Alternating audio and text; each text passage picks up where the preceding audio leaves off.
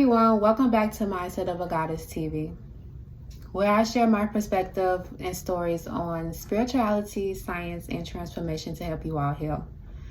Today we are talking about how God opened my eyes to narcissists around me and how I broke free. Before fully awakening, I thought I had the most amazing people in my life, and partners, friends, and family. But soon I noticed things that didn't sit right. A parent telling me things I remember from childhood didn't happen. Friends distancing themselves and then coming back around like nothing ever happened, or like there wasn't a big gap from months or maybe even years. And partners getting upset or mad at a situation and not addressing it and turning it toxic and just wanting to move on like nothing happened. If you ever find yourself doubting your reality or just to keep the peace with someone you love, this story might resonate with you. First, it all felt familiar, normal even. Partners, friends, and family being kind and present in front of me, showing their nurturing selves. But behind my back, the mask they wore around others revealed a different side. And if you are highly observant as myself, or use good discernment or have the gift of discernment, then you know very well of what I'm speaking on. I realized I was seeing only part of them, and it took me some time to realize this, that what was actually going on, like to actually put into words what I was seeing, or what I was seeing was actually real and not an illusion, or just me, or just insecurities at the time, just coming up with things. But I feel like I was a very calm person, especially going through a lot of these observations. It wasn't unconditional love or real intimacy. It was karmic cycles I was tangled in, dealing with people who focused on problems rather than solutions. They knew I saw their authentic selves. A lot of people know I've seen them for who they are, because that's what gravitated them towards me in the first place. But they didn't realize I could see shadows too. I learned that kind version I was shown wasn't the whole person. It was curated, designed, and sometimes two-faced or masked. The changes were small at first. A friend showing up late and laughing it off, making me feel dramatic or for being upset. A family member promising help or support, then later denying they ever said it. Or even partners brushing off serious conversations, situations, or altercations with "you're too sensitive" or "you can't just take a joke." That was gaslighting, though I couldn't put it all into words back then. All I knew was the uneasiness in my stomach, the annoyance, and the way I silenced myself or brushed off things that should have been corrected or addressed. That constant cycle of questioning my own perception broke down my trust in my reality. It soon became routine. I would call out things my intuition alerted me to, or moments I became aware of, only to have them dismissed or treated like they never happened. Personal items would disappear, and even if I spoke up, it was never addressed. I struggled with who to let go and who to forgive after being wrong, especially with family. It was painful realizing that so many people I had once been close to would no longer be a part of my life. And for a while, it was a mental battle. Emotional withholding never felt like punishment to me. It wasn't loud, it was silence. Questions went unanswered, feelings ignored, calls left unreturned. Partners, friends, family would act distant, fake, or unresponsive. And one thing people can say about me, I didn't mind being distant, or I didn't mind being to myself. Over time though, I realized emotional withholding pushed me toward growth.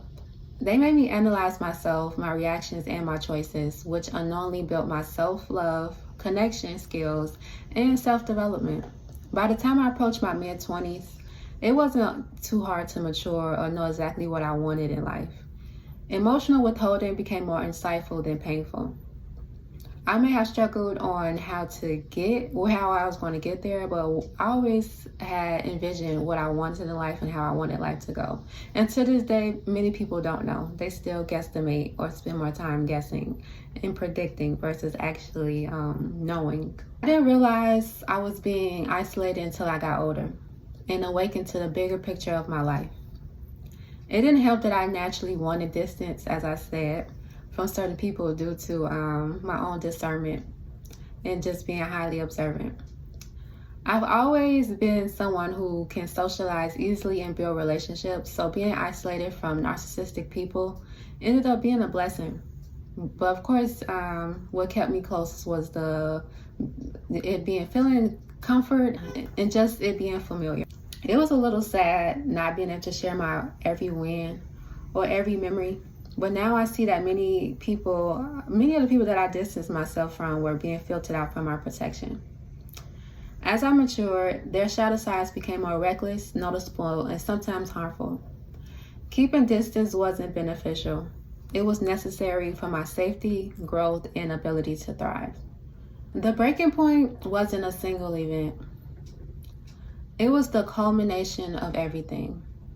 Discovering a partner's immaturity, lies, and betrayal, realizing friends being two-faced or secretly jealous, and seeing family members lie or perform blatantly.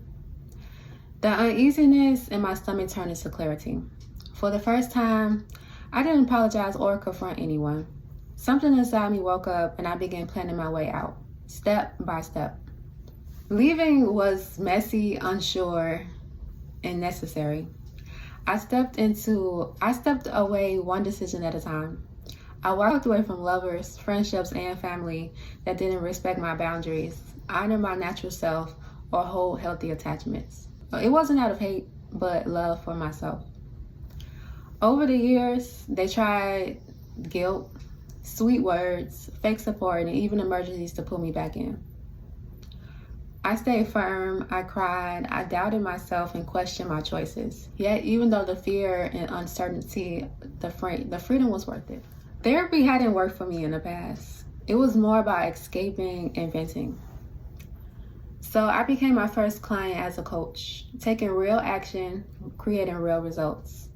I created the freedom to live without unhealed trauma, unhealthy attachments, addictions, or the false idea that I had to stay strong. I became responsible for my own healing and growth. I researched healing methods that didn't require medication. And this is me reclaiming myself. This is me really breaking through and finally saying enough is enough. I studied frequency, vibration, and how they shape reality. I awakened to the truth about my family, the world, and U.S. history, connecting the dots. I didn't choose to stay stuck in illusions. I taught myself and learned how to be above the illusions. I embraced a decolonized mindset and lifestyle. These tools allow me to build a reality rooted in intentional choice and alignment. Saying no was never hard. Standing firm and allowing consequences for overstepping boundaries were for me. I became comfortable remembering what it feels like when I don't set them. Noticing my cortisol levels around narcissistic people versus being free. Boundaries aren't walls, they're protection. They safeguard your peace, mind, heart, and soul. They remind you your energy matters and your life is yours to live intentionally. When it comes to forgiveness and self-ownership, healing wasn't about forgiving others. It was about forgiving myself. Forgiving myself for staying in unhealthy environments, doubting my intuition, and allowing mistreatment. I learned it's okay to eliminate toxic or narcissistic people without guilt. You focus on forgiving yourself and reclaiming your life. That freedom allows new relationships, partnerships, and friendships to enter your life authentically. Healing is about you, not them. So to bring it all together, today I trust myself again. I make choices without fear. Healing isn't perfect. Some days I still question, but I no longer abandon myself or blame myself for anything. I survived people who wanted me, to doubt my reality. And here I am reclaiming my life, stronger, aligned, and authentically me. If this resonates, remember you are not crazy, broken, or alone. You may be a little crazy, but not crazy to the point where, as people paint you out to be. Healing starts the moment you trust your own perceptions. Share one way you're choosing yourself today, big or small. Let's remind each other healing is real and reclaiming your life is very possible. Even through any traumatic experiences or any type of betrayal or just harm done to you, you can overcome it. If this resonated or helped you, make sure you like this video or share your feedback. I'm always open to listen. Check the description box for all my details on coaching, healing, and staying enlightened. I will see you in the next video. Bye.